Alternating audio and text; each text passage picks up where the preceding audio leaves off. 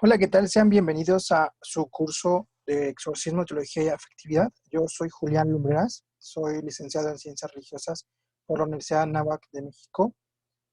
Soy estudiante en la maestría de Teología y Mundo Contemporáneo. Y bueno, en este momento colaboro con este colectivo de Maranata. Es un colectivo de teólogos, distintos teólogos, nos encargamos de hacer investigación para poder compartirlo al público en general, en especial al público en general. Somos católicos todos, algunos, sí, algunos sí pertenecen como a otra denominación cristiana, pero cuando son esos temas se especifica en la publicidad que, bueno, el ponente no es católico para que no haya confusiones o discusiones. En esta ocasión yo me propuse para hacer este tema, para investigar este tema, en función a que yo tuve la oportunidad de haber conocido y estudiado junto a Monseñor Santeva Bolín, que fue por mucho tiempo exorcista de la arquidiócesis de Padua, allá en Roma. Entonces, el catedrático de la Universidad Gregoriana se le solicita por medio de su obispo, pues hacer el ministerio del exorcismo. Cuando ya él iba a presentar, pues como su renuncia, ya iba, bueno, la que permite el magistrado de la iglesia a todas las personas para jubilarse, pero si quería jubilar. Entonces, el obispo le encarga esto por su forma de pensar, por su forma de ver, de comprender. Era doctor en filosofía y entonces le encargó esta encomienda. Y yo fui su discípulo, fui su aprendiz en dos ocasiones que vino aquí a México, una por medio de la Arquidiócesis Mexicana y el coordinador de exorcistas de México, y otra más por la Universidad Pontificia de México, donde yo trabajé por algún tiempo. Entonces, con base en eso y con base en mis conocimientos, yo he elaborado este curso con el fin de poder dar razón desde la función de la teología con Dios y el ser humano, y en este caso, esta manifestación de maligno. Lo que desea el curso al final de esto es que quede un grupo permanente para que yo pueda seguir haciendo estos temas y ustedes como grupo permanente puedan seguir este, conociendo mis investigaciones, y que lo que desea es que tú tengas conocimiento de cómo poder pensar el maligno en el mundo, que el humano cómo puede defenderlo siempre en todo momento, defenderse frente a él en todo momento, ir quitando muchas malas ideas de lo que es un exorcismo, lo que es una posesión, en función a que existe mucha imaginación por las películas de Hollywood. De ahí que muchos teólogos no nos tomen en serio a los que investigamos este tipo de temas, a los que hablamos del maligno como un ser existente. De ahí que no nos tomen en serio por toda esta mala información que existe en torno al tema. Entonces, desearía mucho que te gustara, que conocieras este trabajo y que te quedaras para que formemos un grupo de teología y exorcismo en el futuro. Bueno, como primer término, tenemos que el ser humano, tarde o temprano, se enfrentará al mal, pero no al mal moral o al mal existencial, sino al maligno, ya que desde su origen el ser humano se ha enfrentado a él. Lo podemos ver la narración del Génesis, donde el ser humano, representado por la mujer, es tentado y convencido y sometido a la voluntad de este maligno, de este ser que fue representado por una serpiente. Entonces, en el transcurso de la historicidad del ser humano, ha encontrado que existe un mal, pero que no es un mal moral, que no es un mal psicológico, que no es un mal conductual, que no es un mal pragmático, sino que hay un mal, hay un ser que ataca al ser humano, y por lo tanto el texto lo categoriza como el diablo, la serpiente, ¿no? El Satanás, el maligno. Entonces, un ser real, un ser que sí influye para perdición de la humanidad. Esta perdición quedó reparada o, o bajo la tentación de este ser frente a Jesucristo, que no tiene el efecto que causó en el origen.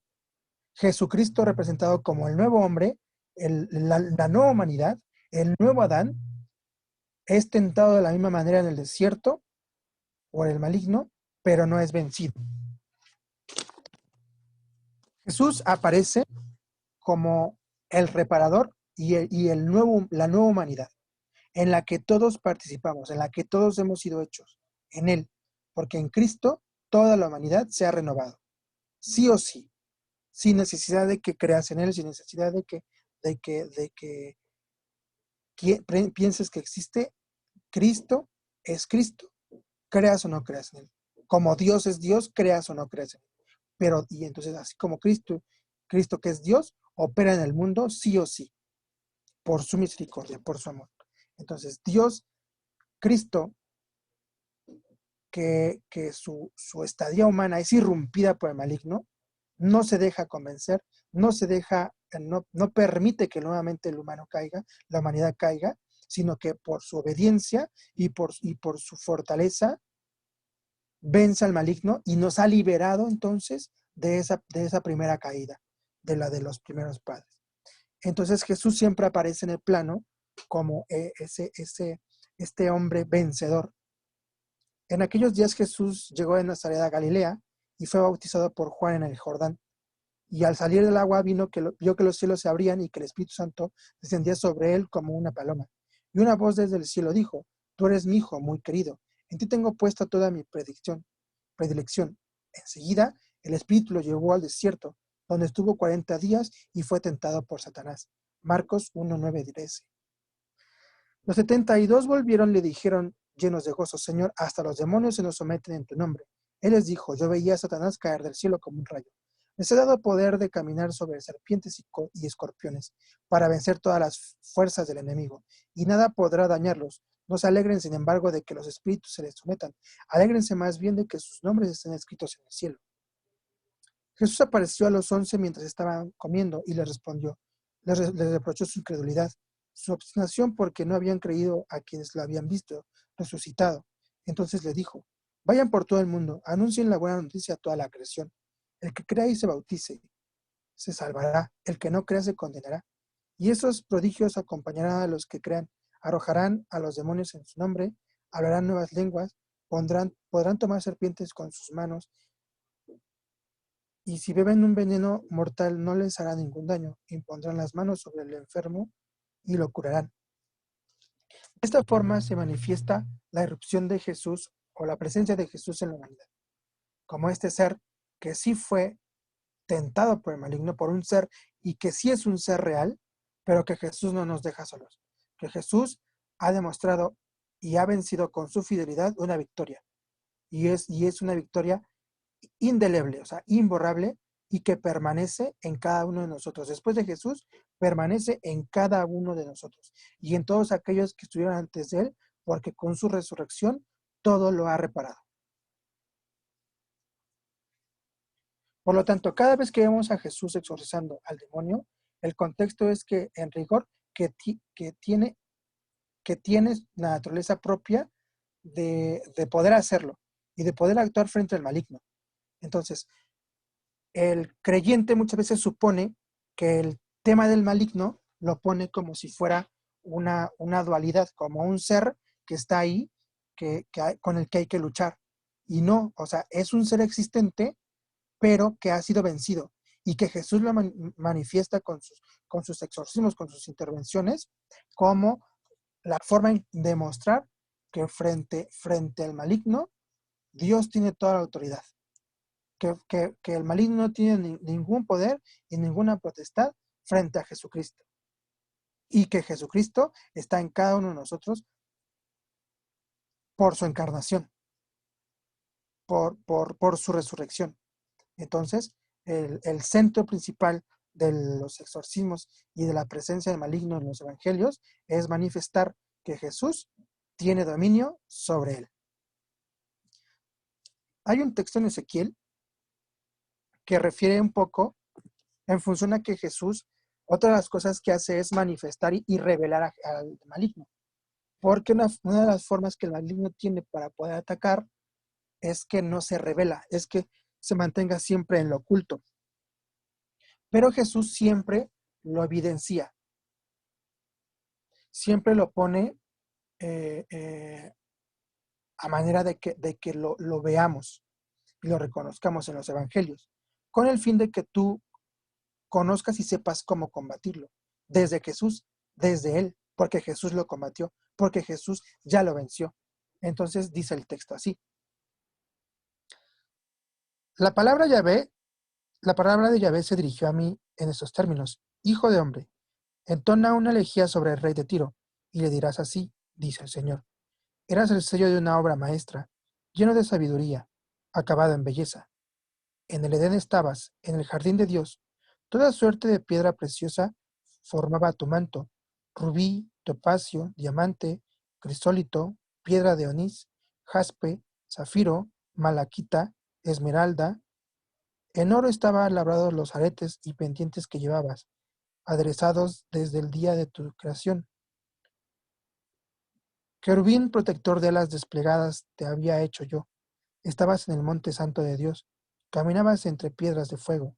Fuiste perfecto en tu conducta, desde el día de tu creación hasta el día en que se halló en ti iniquidad. Por la iniquidad de tu comercio se ha llenado tu interior de violencia y has pecado.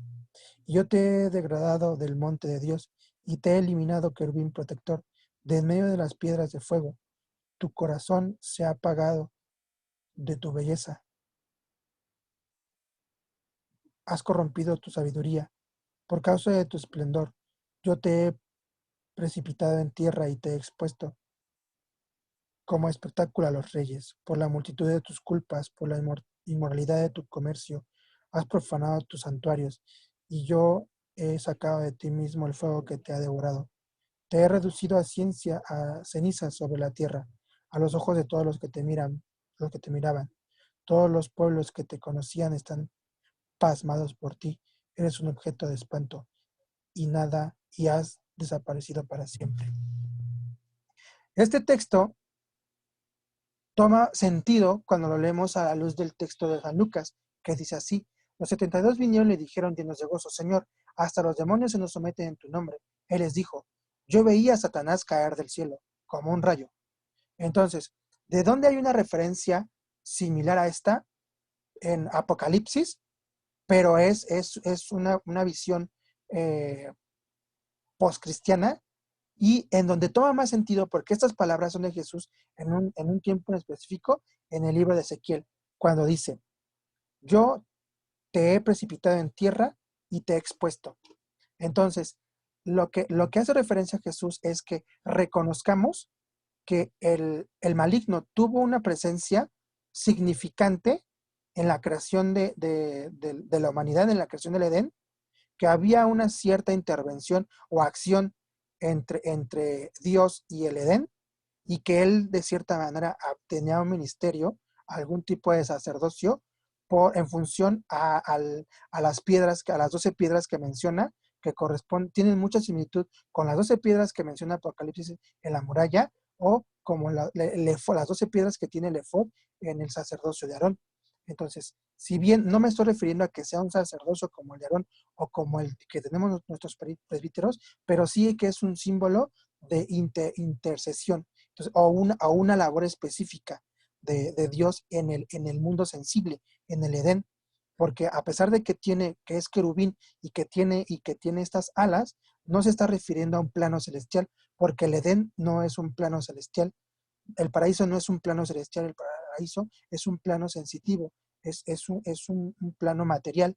Entonces tenía una función en el plano material, y que este fue pervertido y que fue llenado de odio y de pecado.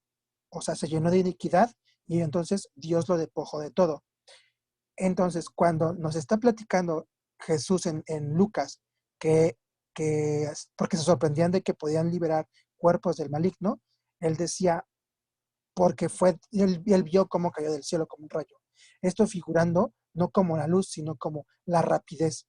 O sea, en el momento en el que el maligno se corrompe, se vuelve impío, se vuelve violento y pecador, entonces Dios lo corta de tajo, no le permite más y le despoja de todo.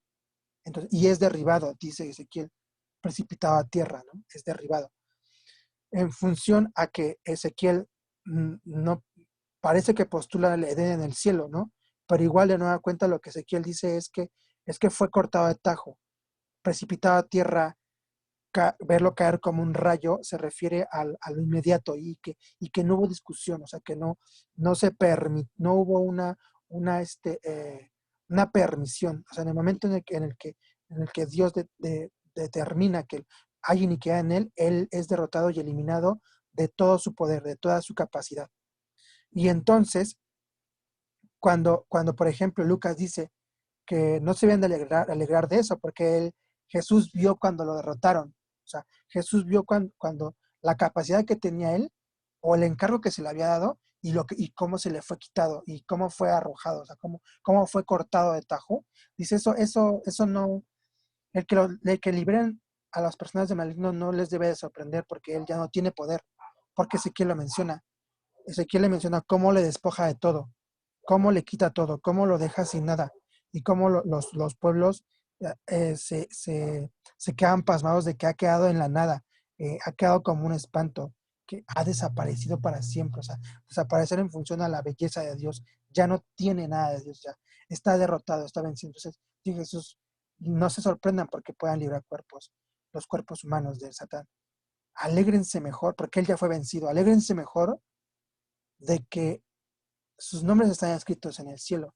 Entonces, precisamente, aunque Ezequiel no lo relata, nos está diciendo que si bien él tenía un cargo especial, tenía algún tipo de sacerdocio, algún ministerio, por las 12 piedras que menciona, y la referencia o la importancia simbólica desde la religión de estas piedras, dice que entonces la capacidad que tenía él de inferir en el mundo eh, queda manifestada como descartada, pero en función a que tú ahora perteneces a esa nacionalidad, a esa nación, donde está tu nombre, ¿no? Donde ahí está como ese libro en el donde tú te encuentras, como ese libro del registro, ¿no? Del registro público, por ejemplo, en nuestros países, pero de esta nación celestial. O sea, alégrate no porque él ya fue vencido, o sea, porque él ya fue precipitado, porque tuvo la manera de inferir, tuvo la manera de actuar, pero ya no la tiene.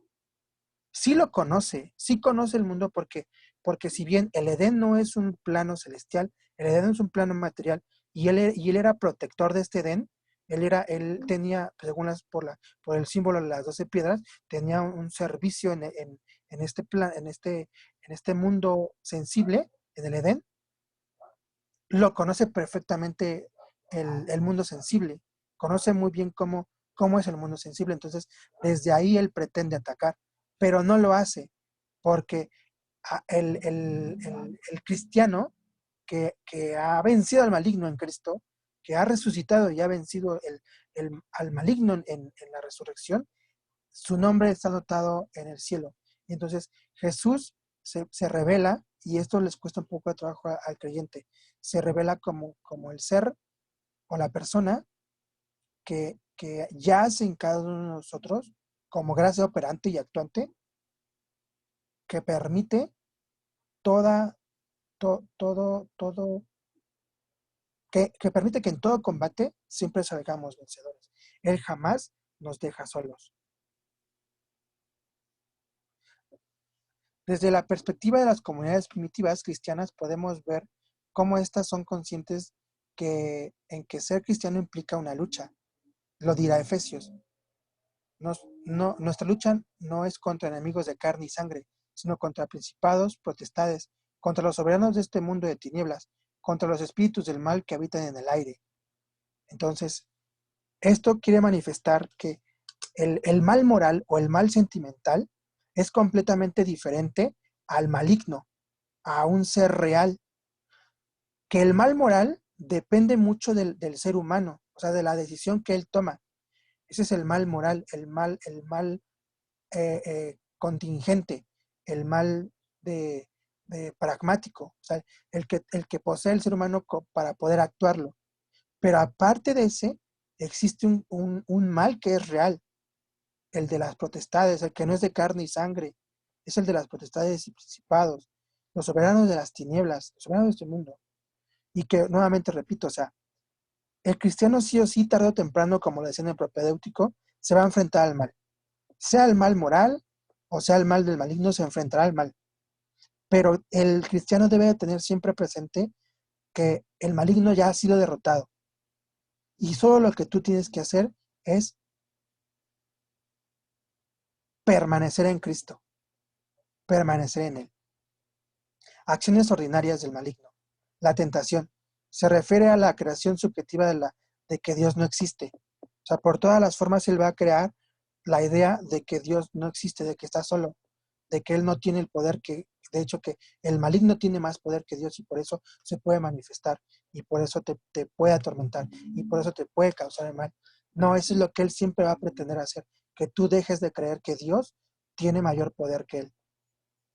De aquí que Él ha caído, ha sido precipitado. De aquí que Ezequiel nos describe cómo le fue quitado todo, no tiene nada. Que actúa porque conoce perfectamente el mundo sensible desde la perspectiva de Ezequiel.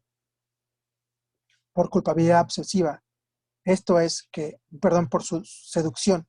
Si bien he dicho que él actúa desde el mundo pragmático, desde lo sensible, y nosotros somos seres sensibles en función a los sentidos, tenemos sentidos, vista, olfato, tacto, gusto, o sea, somos sensibles y estamos en un mundo sensible, o sea, que lo comprendemos a partir de lo que vemos, oímos, olemos y degustamos, bueno, y lo pensamos. Entonces, a partir de ahí es como entonces surgen los placeres o el bien, buscar el bien, pero muchas veces se confunde el sentir el placer o lo placentero con que sea el único fin último del ser humano, el puro placer, la pura necesidad, la pura satisfacción.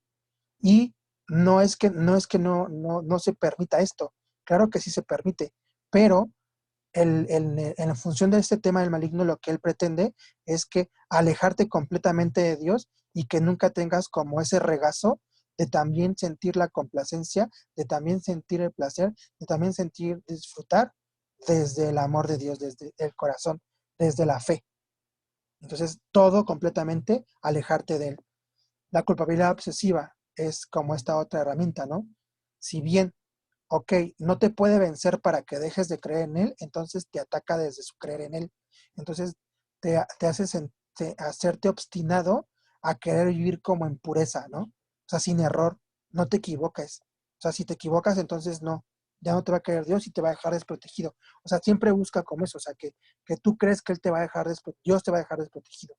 Y no, o sea, esta obsesividad es creada por él. Cuando hemos detectado que es una presencia maligna, cuando es una cuestión emotiva, cuando es una cuestión emocional, entonces se requiere el tratamiento psiquiátrico o psicológico.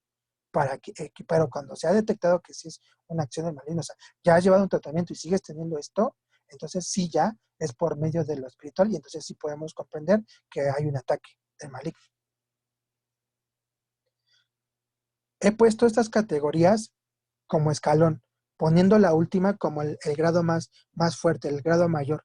Entonces, el penúltimo grado, el siguiente nivel es la infestación, que bien, eh, como lo relataba, o sea, la comunicación o el ataque del maligno con el ser humano va en función a la tentación, o sea, a debilitarte, como lo hizo con los primeros padres, o sea, a convencerte que lo que él dice es mejor o es lo más conveniente, o como lo hizo con Jesús, ¿no? O sea, que demostrarle que el maligno tenía los reinos de este mundo, que si él era alguien, pues quisiera tal o cual milagro, como el convertir las piedras en pan, y entonces persuadirte, ¿no? Y así entrar en tu vida y inferir en ti y actuar en ti.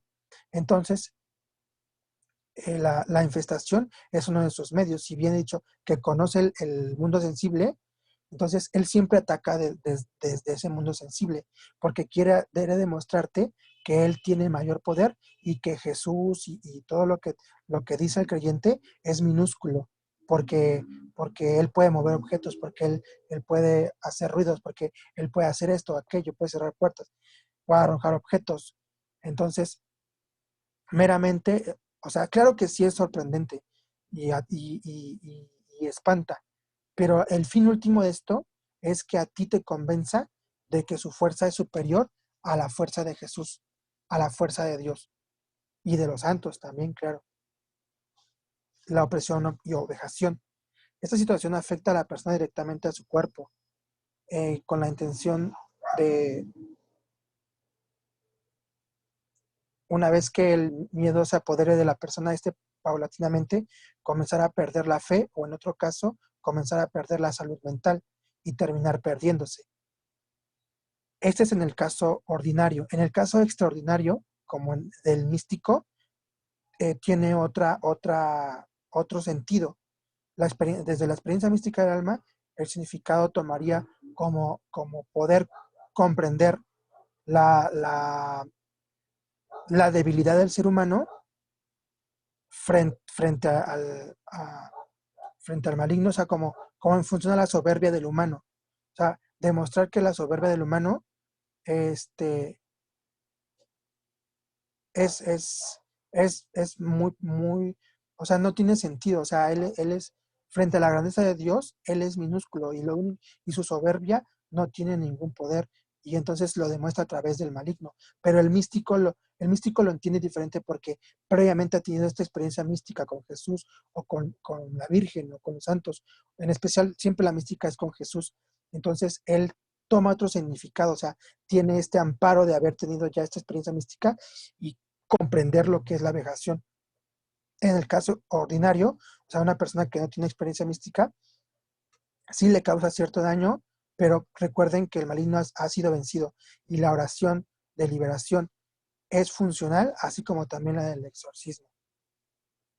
Obsesión demoníaca, donde la persona influida por el espíritu maligno no le es posible filtrar por medio de su razón o conciencia culpas, arrepentimientos, remordimientos, miedos, que no tienen motivos conscientes, sino de manera súbita le toma y le hunde en la desolación.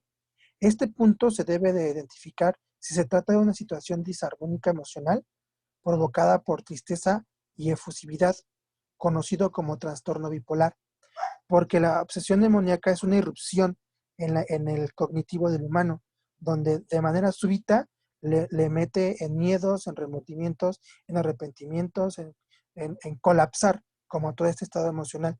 Pero esto en su mayoría de las veces siempre se detecta como un trastorno bipolar, una disarmonía emocional.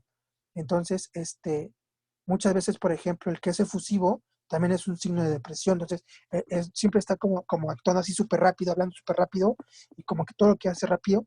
Y entonces, cuando sus niveles de sinapsis de las neuronas comienzan a reducir, entonces en ese momento entra como en un colapso neuroquímico y entonces entran como los miedos, los remordimientos y se sume, o sea, se siente como apoderado por esas emociones.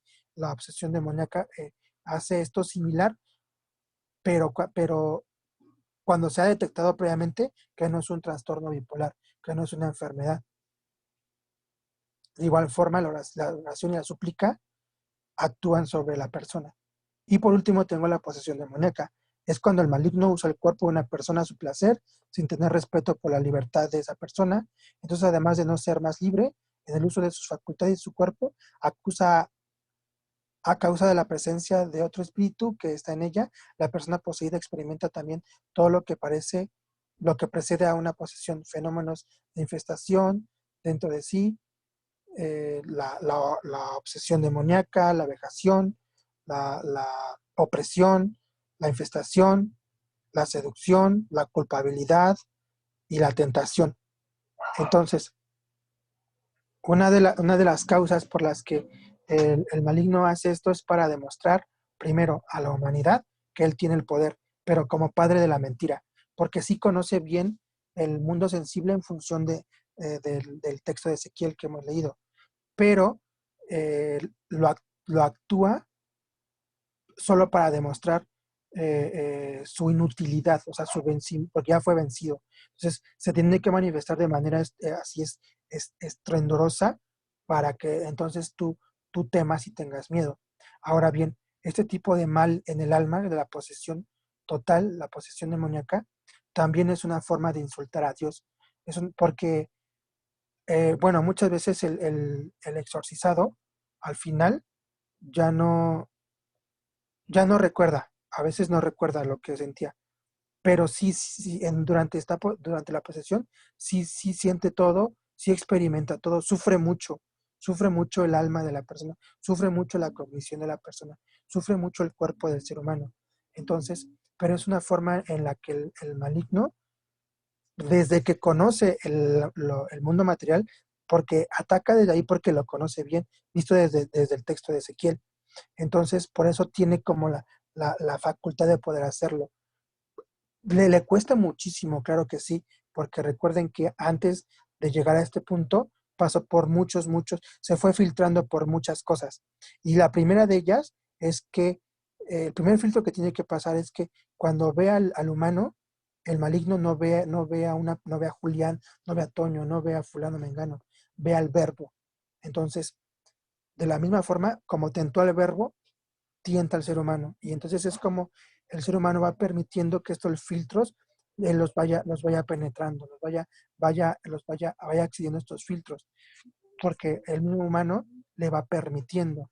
Entonces, pero siempre es por el miedo, ¿no? Siempre es por el ser este estruendo, decía San Antonio Abad, que cuando, por ejemplo, porque el maligno la atormentaba y también tomaba como formas.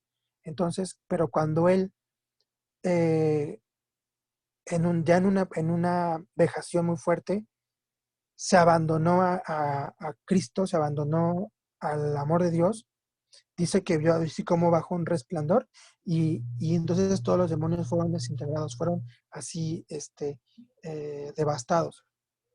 Porque eso es lo que te quiere decir, que una vez que tú tienes en ti ese amor, no desde la cognición, sino desde la intuición, desde el corazón, desde ese amor que Jesús nos tuvo y nos seguirá teniendo, su poder y que Él venció el maligno, entonces nada de lo externo te podrá vencer en función de lo que decían los Efesios, en función, el externo en función a ese combate que tenemos como cristianos, que nuestro combate no es con sangre y carne, es con principados y potestades. Entonces, la recomendación siempre es que cuando de entrada tú tengas este tipo de manifestaciones o conozcas a alguien, inmediatamente no lo determines como una posesión, como una opresión del maligno. Siempre debemos de ver primero la salud, que la persona esté saludablemente, que la persona que se alimente perfectamente, que se alimente bien, que tenga una salud mental y una salud física bien. Y si requiere un medicamento, que lleve ese tratamiento.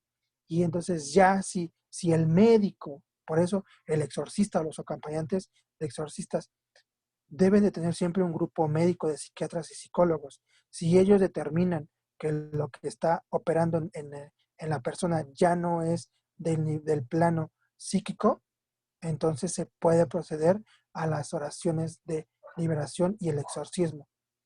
Entonces, pero, o sea, una oración siempre se les da a todos, o sea, enfermos o no enfermos, posesos o no posesos. O sea, la oración siempre es buena, o sea, puede llevar su tratamiento médico, puede estar en observación psicológica y psiquiátrica y pueden hacer oración de intercesión por él, pero no en función a cómo hacer este rito de como si tuviéramos la certeza de que está poseso. Entonces, no. Mañana, bueno, en el siguiente video vamos a explicar cómo es que opera el rito del exorcismo. Que tengan bonita tarde.